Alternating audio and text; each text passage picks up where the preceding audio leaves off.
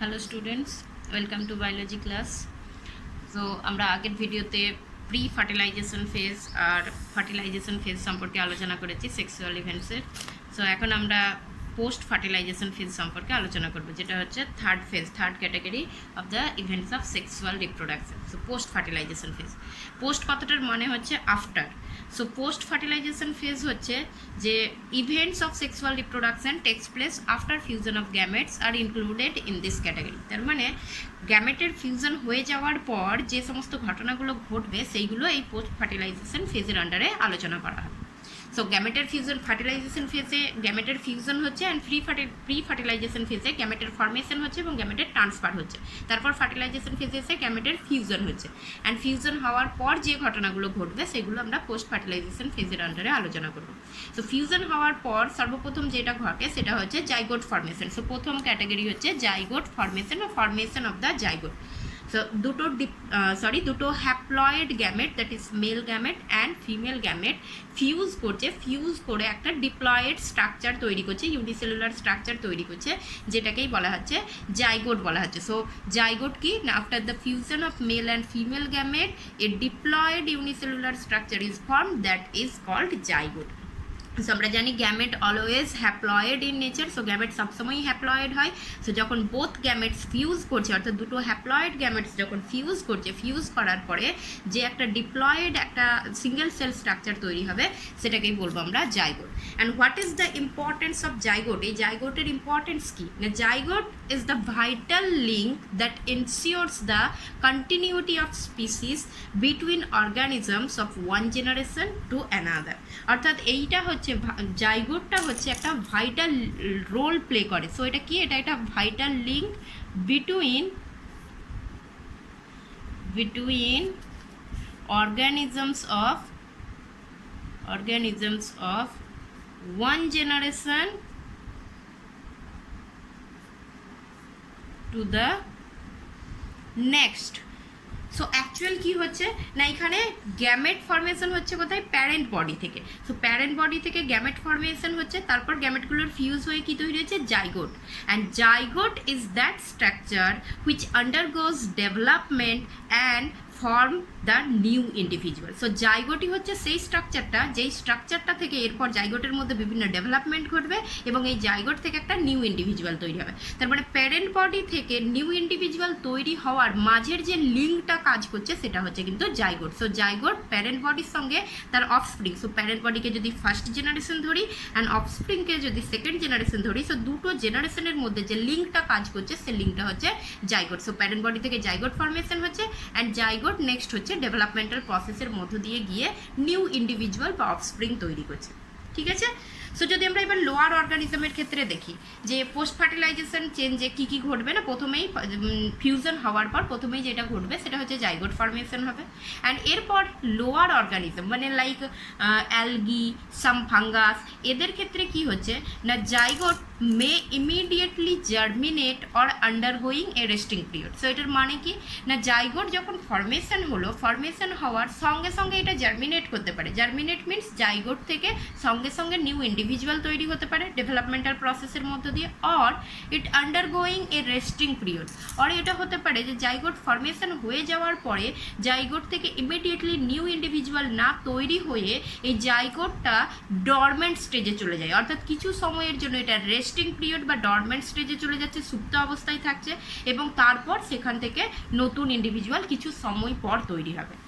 So in lower organism যেটা আমরা বলছিলাম, in lower organism algae, fungi, এদের ক্ষেত্রে কি হয়, যদি রেস্টিং পিরিয়ডে যায়, অর্থাৎ ইমিডিয়েটলি যদি জার্মিনেট না করে থাকে জাইগোট, তাহলে রেস্টিং পিরিয়ডে কখন যাবে না, যদি কন্ডিশনটা আনফেভারেবল হয়, অর্থাৎ এনভায়রনমেন্টাল কন্ডিশন যদি আনফেভারেবল হয়, তাহলে ইমিডিয়েটলি জাইগোট থেকে নিউ ইন্ডিভিজুয়াল প্রডিউস হবে না, তখন জাইগোট ডরমেন্ট স্টেজে যাবে। এবং এই ডরমেন্ট স্টেজে যাওয়ার জন্য এই জাইগোটের মধ্যে thick wall is developed around the zygote and it আন্ডারগোজ A resting period. অর্থাৎ এই জাইগোটের মধ্যে একটা থিক ওয়াল সারাউন্ড হয়ে যায়, অর্থাৎ জাইগোট একটা thin world unicellular structure, diploid structure. So যখন কন্ডিশন, এনভায়রনমেন্টাল কন্ডিশনটা যখন ফেভারেবল হচ্ছে না, তখন জাইগোটের চারপাশে একটা থিক ওয়াল তৈরি হয় এবং এইটা কিছু সময়ের জন্য ডরম্যান্ট থাকে। কত সময় না, যতক্ষণ না পর্যন্ত কন্ডিশনটা ফেভারেবল হয় ততক্ষণ পর্যন্ত এটা ডরম্যান্ট স্টেজে থাকে।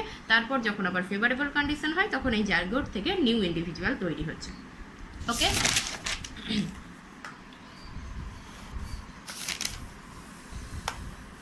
আচ্ছা এখানে আমি আর একটা কথা বলি। যেখানে আমরা যখন গ্যামেট ফরমেশনের সময় যেটা একটা পড়িয়েছিলাম, একটা সিনারিও দেখিয়েছিলাম, যেখানে বলেছিলাম যে যদি প্যারেন্ট বডিটা যদি হ্যাপ্লয়েড ইন নেচার হয়, সো প্যারেন্ট বডি যদি হ্যাপ্লয়েড নেচার হয় তাহলে সেই হ্যাপ্লয়েড প্যারেন্ট বডি থেকে মাইটোসিস পদ্ধতিতে গ্যামেট তৈরি হচ্ছে এবং সেই দুটো গ্যামেট অর্থাৎ হ্যাপ্লয়েড দুটো গ্যামেট মিলিত হয়ে ডিপ্লয়েড জাইগোট তৈরি করছে। সো এটা আমি দেখাচ্ছি এখানে। সো ডিপ্লয়েড জাইগোট তৈরি করছে। এখানে ধরো এখানে হচ্ছে মেল গ্যামেট, এটা হচ্ছে হ্যাপ্লয়েড, অ্যান্ড এইটা হচ্ছে ফিমেল গ্যামেট, এইটাও হচ্ছে হ্যাপ্লয়েড। সো এই দুটোর মিলিত হওয়ার পর কি তৈরি হবে, একটা ইউনিসেলুলার স্ট্রাকচার যেটা জাইগোট বলছি, অ্যান্ড এই জাইগোটটা হয়ে যাচ্ছে 2n। অ্যান্ড এরপর এই জাইগোটের মধ্যে যখন ডেভেলপমেন্টাল প্রসেস হবে, এই ডেভেলপমেন্টাল প্রসেসের মধ্য দিয়ে যে নিউ ইন্ডিভিজুয়ালটা তৈরি হবে সেটাকে অ্যাকচুয়ালি হতে হবে হ্যাপ্লয়েড, কেননা প্যারেন্ট বডি ছিল হ্যাপ্লয়েড, সো অফস্প্রিংকেও হ্যাপ্লয়েড হতে হবে। সো ইন দ্যাট কেসেস যদি প্যারেন্ট বডি যদি হ্যাপ্লয়েড হয় তাহলে ইন দ্যাট কেসেস এখানে জাইগোটের মধ্যে মিওসিস ডিভিশন ঘটবে। সো জাইগোটের মধ্যে মিওসিস ডিভিশন ঘটলে কি হচ্ছে, এই জাইগোট থেকে চারটে হচ্ছে তোমার হ্যাপ্লয়েড স্পোর তৈরি হচ্ছে এবং এই হ্যাপ্লয়েড স্পোর থেকে নেক্সট হচ্ছে নতুন ইন্ডিভিজুয়াল, নিউ ইন্ডিভিজুয়াল তৈরি হচ্ছে। সো নিউ ইন্ডিভিজুয়াল যেটা তৈরি হবে সেটাও প্যারেন্ট বডির মতো হ্যাপ্লয়েডই হবে। সো এটা লোয়ার অর্গানিজমের ক্ষেত্রে বলেছিলাম, অর্থাৎ যেই সমস্ত ক্ষেত্রে প্যারেন্ট বডিটা হ্যাপ্লয়েড হয় তাদের ক্ষেত্রে জাইগোট মিওসিস ডিভিশনের মধ্য দিয়ে যাবে। ওকে,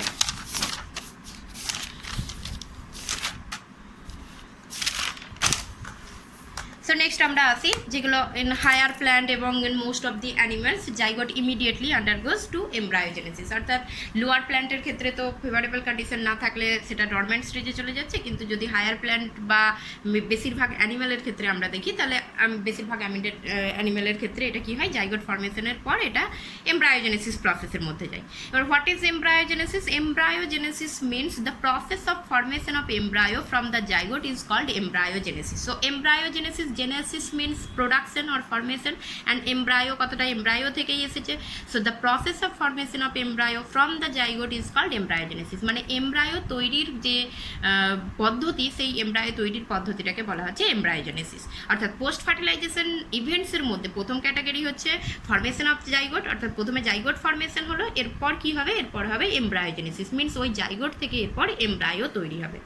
এবার এই এমব্রায়োজেনেসিস এমব্রায়োজেনেসিস দুটো প্রসেসের মধ্য দিয়ে ঘটে, একটা হচ্ছে cell division and second one is cell differentiation. So cell division কি না, এখানে cell division means cell divide করবে, এখানে এমব্রায়োজেনেসিসের ক্ষেত্রে সেল ডিভাইড করবে এবং এই জাইগোটটা হচ্ছে ইউনিসেলুলার স্ট্রাকচার, সো জাইগোটের সেলটা এখানে ডিভাইড করবে এবং এখানে মনে রাখতে হবে যে ডিভিশনটা হবে মাইটোসিস। সো ডিভিশন হচ্ছে হায়ার অর্গানিজমদের ক্ষেত্রে ডিভিশনটা হচ্ছে mitosis. So in mitosis division আমরা জানি যে মাইটোসিস ডিভিশন হচ্ছে ইকুয়েশন ডিভিশন, মানে মাইটোসিস ডিভিশনে ক্রোমোজোম সংখ্যা প্যারেন্ট সেলের যা থাকে ডটার সেলের মধ্যেও তাই আসে। সো এখানে জাইগোটের ক্রোমোজোম সংখ্যা 2n, তার মানে এখানে যে নতুন যে সেলগুলো তৈরি হবে সেই সেলগুলোর ক্রোমোজোম সংখ্যাও 2n হবে এখানে। সো সেল ডিভিশনের মাধ্যমে এখানে যেটা হচ্ছে নাম্বার অফ সেল ইনক্রিজেস, তো number of cell increases. So প্রথমে সেল ডিভিশন হওয়ার কারণ কি না, জাইগোট হচ্ছে একটা ইউনিসেলুলার স্ট্রাকচার। সো যদি নিউ ইন্ডিভিজুয়াল তৈরি হতে হয়, সো নিউ ইন্ডিভিজুয়ালটা কিন্তু মাল্টিসেলুলার স্ট্রাকচার হবে। সো ইউনিসেলুলার স্ট্রাকচার থেকে মাল্টিসেলুলার স্ট্রাকচার তৈরি করতে গেলে সেখানে প্রথমেই যেটা দরকার সেটা হচ্ছে cell division. So zygote undergoes to cell division, and মনে রাখতে হবে zygote undergoes to mitosis sell division, and result কি হচ্ছে না, নাম্বার অফ সেল ইনক্রিজেস। এখানে সেল ডিভিশনের ফলে সেলের সংখ্যা বাড়বে এবং এখানে জাইগোট ইউনিসেলুলার থেকে একটা মাল্টিসেলুলার স্ট্রাকচারে পরিণত হবে। সো মাল্টিসেলুলার স্ট্রাকচার তৈরি হবে এখানে সেল ডিভিশনের মাধ্যমে। অ্যান্ড দেন কি হচ্ছে, দেন আসছে cell differentiation. So what is cell differentiation? না সেল ডিভিশনের মধ্যে শুধু সেলের স্ট্রাকচার, সেলের নাম্বারটা বাড়ছে, কিন্তু একটা নতুন ইন্ডিভিজুয়াল যদি তৈরি হতে হয়, একটা নতুন ইন্ডিভিজুয়ালের মধ্যে ডিফারেন্ট টাইপস অফ টিস্যু থাকে, ডিফারেন্ট টাইপস অফ অর্গ্যানস থাকে, আবার ডিফারেন্ট টাইপস অফ সিস্টেম থাকে, যারা কিছু স্পেসিফিক ফাংশন করে থাকে, পার্টিকুলার কিছু ফাংশন করে থাকে।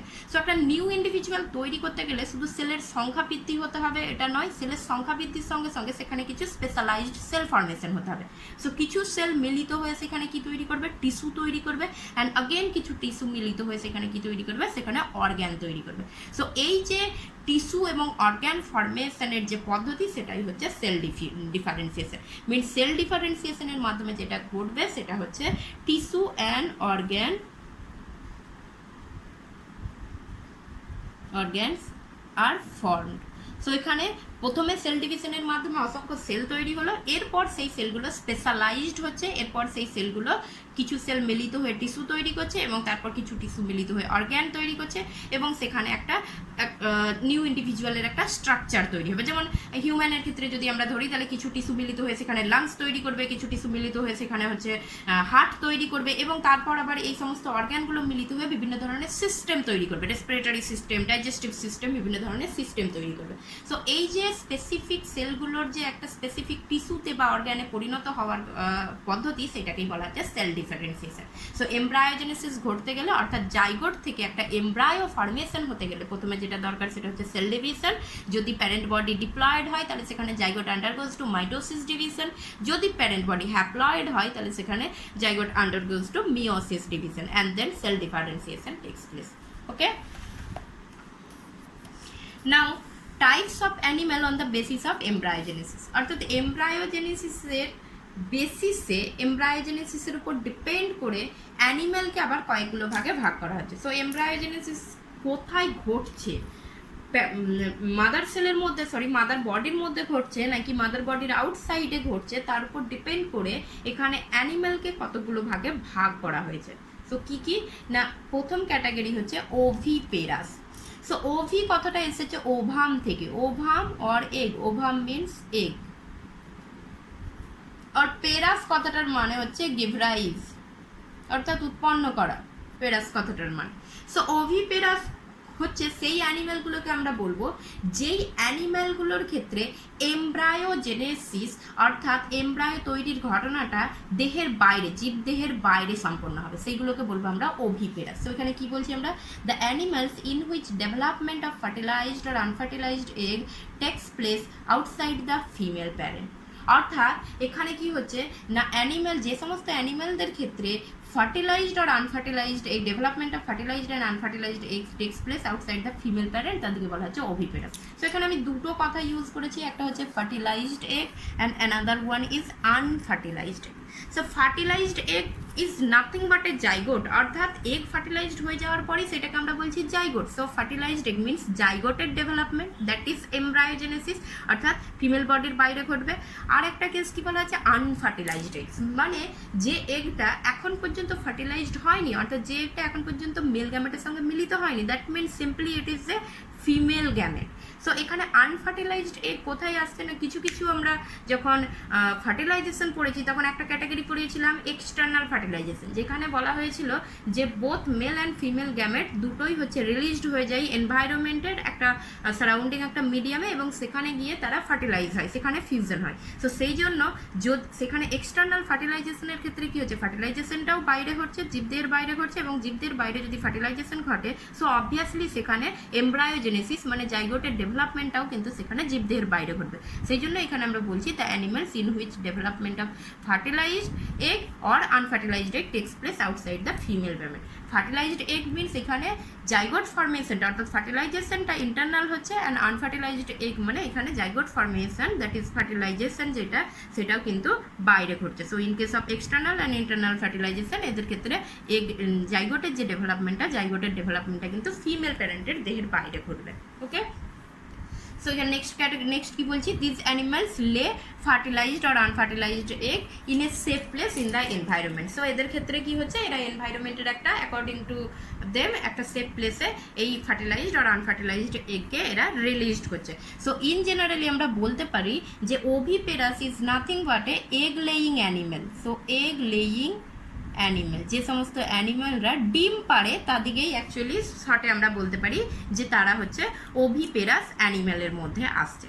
ওকে, অ্যান্ড এই ওভিপেরাস অ্যানিমেলের ক্ষেত্রে কি হচ্ছে না, এই যে ফার্টিলাইজড এগসটা থাকে সে অর্থাৎ যেটা হচ্ছে জাইগোট, আর ফার্টিলাইজড এগস মিনস জাইগোট, এই জাইগোটটা covered by a hard calcareous sell.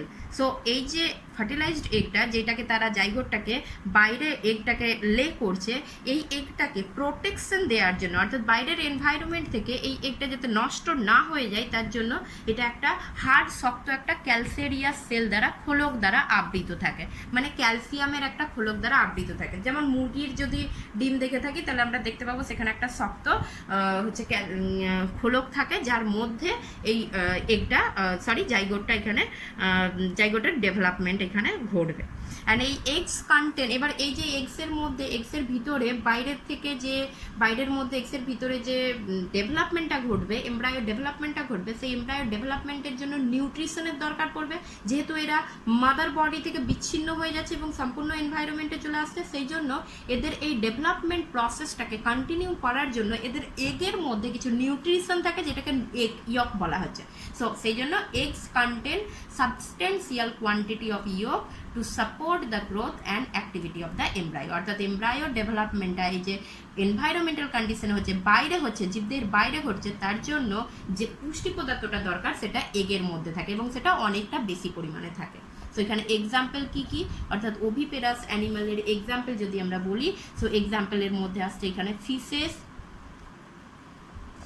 Amphibians, reptiles and birds। So এরা হচ্ছে ওভিপেরাসের মধ্যে। এবার এরা প্রত্যেকেই ওভিপেরাসের মধ্যে আসছে, অ্যান্ড এদের মধ্যে আবার এই যে ফিশেস অ্যান্ড অ্যাম্ফিবিয়ান্স, এদের ক্ষেত্রে কি হচ্ছে, এদের ক্ষেত্রে ফার্টিলাইজেশনটাও দেহের বাইরে ঘটছে, অর্থাৎ এদের ক্ষেত্রে এক্সটার্নাল ফার্টিলাইজেশন ঘটে এবং এমব্রায়োজেনেসিসটাও দেহের বাইরে ঘটে। সো কিছু কিছু সায়েন্টিস্ট এটাকে এই ওভিপেরাসটাকে এখন আবার দুটো ক্যাটাগরিতে ভাগ করে দিয়েছে। সেই দুটো ক্যাটাগরি কি না, যাদের ক্ষেত্রে ফার্টিলাইজেশনেও দেহের বাইরে ঘটছে এবং এমব্রায়োজেনেসিসও দেহের বাইরে ঘটছে, তাদেরকে বলা হয় ওভিউলিপেরাস। অর্থাৎ ফিশ আর অ্যাম্ফিবিয়ান্সের ক্ষেত্রে মিনস এরা যেই এগটা লে করে সেটা হচ্ছে আনফার্টিলাইজড এগস, মিনস ফিমেল গ্যামেটকে এনভায়রনমেন্টে লে করে। অ্যান্ড রেপটাইলস অ্যান্ড বার্ডস, এদের ক্ষেত্রে কি দেখা যাচ্ছে, এদের ক্ষেত্রে ফার্টিলাইজেশনটা তো ইন্টারনাল হচ্ছে, অর্থাৎ দেহের ভিতরে ঘটছে, তারপর ফার্টিলাইজড এগ মানে জাইগোটটাকে এরা এনভায়রনমেন্টে ছাড়ছে এবং এনভায়রনমেন্টের মধ্যে এমব্রায়োজেনেসিসটা ঘটছে। সো রেপটাইলস অ্যান্ড বার্ডসকে আমরা ট্রু ওভিপেরাস বলতে পারি, true oviparous। okay, so this is all about oviparous। next category হচ্ছে viviparous। so next category অর্থাৎ embryogenesis এর উপর ডিপেন্ড করে next category যেটা আসছে সেটা হচ্ছে viviparous। so viviparous ভিভি কথাটা এসেছে এখানে, মিনিং হচ্ছে লিভিং, সো জীবন্ত, এবং পেরাস মিনস গিভ রাইজ অর্থাৎ বার্থ দেয়া। সো এখানে ভিভিপেরাস হচ্ছে the animals in which development of embryo takes place inside the body of female parent and they give rise birth to young ones. অর্থাৎ যে সমস্ত অর্গানিজমগুলো বা যে সমস্ত প্রাণীগুলোর ক্ষেত্রে এমব্রায়োর ডেভেলপমেন্ট ফিমেল বডির মধ্যে ঘটে এবং female body give rise birth to young once, এবং হচ্ছে নতুন ইন্ডিভিজুয়ালকে জন্ম দেয়, সেই সমস্ত অর্গানিজমগুলোকে বলা হচ্ছে ভিভিপেরাস। তার মানে এরা ডিম পারে না, এদের যে এমব্রায়োর ডেভেলপমেন্টটা সেটা টোটাল ডেভেলপমেন্টটা কি হচ্ছে, টোটাল ডেভেলপমেন্টটা এদের দেহের মধ্যে ঘটে এবং তারপর একটা জীবন্ত নতুন ইন্ডিভিজুয়াল জন্ম দিচ্ছে এরা। সো এদের ক্ষেত্রে কি হচ্ছে যে এই যে এমব্রায়োজেনেসিসের যে জন্য যে নিউট্রিশনটা দরকার সেটা কোথা থেকে পাবে না, সেটা ডাইরেক্ট এরা মাদার বডি থেকে পেয়ে থাকে এবং মাদার বডির সঙ্গে ফিটাসের বা এমব্রায়োর একটা কানেকশন তৈরি হয়, যে কানেকশনটাকে বলা হয় প্লাসেন্টা, এবং এই প্লাসেন্টার মাধ্যমে এরা সম্পূর্ণ নিউট্রিশনটা পেয়ে থাকে। So in this case nutrition for embryonic development is supplied from mother body through placenta. So প্লাসেন্টার মারফত মাদার বডি থেকে এখানে এমব্রায়োর মধ্যে টোটাল নিউট্রিশনটা এখানে আসছে। সো এটার এক্সাম্পল হচ্ছে কার মধ্যে, এক্সাম্পল হচ্ছে ম্যামালস ইনক্লুডিং হিউম্যান। সো স্তন্যপায়ী প্রাণী ইনক্লুডিং হিউম্যান, আমাদের ক্ষেত্রেও এই জিনিসটা দেখা যায়। আমরা হচ্ছে ভিভিপেরাস অ্যানিম্যালের মধ্যে পড়ছি, ইনক্লুডিং হিউম্যান। সো এখানে মেনলি যেটা হচ্ছে ইনক্লুডিং হিউম্যান, এখানে ভিভিপেরাসের ক্ষেত্রে মেনলি যেটা আসছে সেটা হচ্ছে যে ভিভিপেরাস ইভলিউশনারি ট্রেন্ডের দিক থেকে ভিভিপেরাস কিন্তু অ্যাডভান্টেজ, সো অনেক বেশি অ্যাডভান্টেজ পাচ্ছে। সো ইভলিউশনারি ট্রেন্ডের দিক থেকে এরা কিন্তু অ্যাডভান্স ক্যাটাগরির মধ্যে পড়ছে। তার কারণ হচ্ছে এখানে নিউ ইন্ডিভিজুয়ালটা কিন্তু মায়ের উম্বের মধ্যে সম্পূর্ণ প্রোটেক্টেড অবস্থায় থাকে, যেটা কিন্তু ওভিপেরাসের ক্ষেত্রে থাকে না। সো ওভিপেরাসের ক্ষেত্রে মেনলি যেহেতু এমব্রায়োজেনেসিসটা যেহেতু বাইরের এনভায়রনমেন্টে ঘটছে, সেই জন্য এখানে কিন্তু প্রোটেকশনটা একদমই পায় না, এবং এখানে এদের কিন্তু সার্ভাইভাল চান্সটা অনেক কম হয়ে থাকে ভিভিপেরাসের তুলনায়। এছাড়া 3rd নম্বর আরেকটা ক্যাটাগরি দেখতে পাওয়া যায়, যেটাকে বলা হচ্ছে ওভোভিভিপেরাস। ঠিক আছে। সো ওভোভিভিপেরাসটা কি না, ওভোভিভিপেরাস হচ্ছে the animals in which development of embryo takes place inside the egg that remains in the mother's body until they are ready to hatch. অর্থাৎ অ্যানিম্যালস, যে সমস্ত অ্যানিম্যালসগুলোর ডেভেলপমেন্ট ঘটছে মায়ের বডিতে কিন্তু এগের মধ্যে, অর্থাৎ এইটা কিছুটা ওভিপেরাসের ক্যারেক্টার শো করবে এবং কিছুটা ভিভিপেরাসের ক্যারেক্টার শো করবে। সো কীভাবে হচ্ছে না, এদের ক্ষেত্রে একইভাবে ডিমের মধ্যে এদের এমব্রায়োজেনেসিসটা ঘটবে এবং ডিমটা মায়ের বডির মধ্যে থাকবে যতক্ষণ না পর্যন্ত ওই ডিমের মধ্যে এমব্রায়োটা কমপ্লিট হয়ে যায়, এবং তারপর এরা একটা নতুন ইন্ডিভিজুয়ালের জন্ম দিচ্ছে। সো বাইরে থেকে দেখে মনে হচ্ছে যেন যে এরা ভিভিপেরাস, বাট ভিভিপেরাসের সঙ্গে এদের পার্থক্য হচ্ছে যে এই যে এমব্রায়োর ডেভেলপমেন্টটা হচ্ছে, এই এমব্রায়োর ডেভেলপমেন্টের জন্য নিউট্রিশনটা কিন্তু ভিভিপেরাসের মতো এরা প্লাসেন্টা থেকে পায় না, এরা এগের মধ্যে ইয়ক স্যাক থাকে সেখান থেকে পায়। ওভিপেরাসের মতো এগের মধ্যে এদের ইয়ক স্যাক থাকে, সেখান থেকে নিউট্রিশনটা এরা পায়। তো সেই জন্য ওভোভিভিপেরাসকে বলা হয় অ্যাপ্লাসেন্টাল ভিভিপেরাস। সো প্লাসেন্টা বিহীন ভিভিপেরাস হচ্ছে ওভোভিভিপেরাস। এটার এক্সাম্পল হচ্ছে sea horse. So it is all about the embryogenesis or post fertilization events.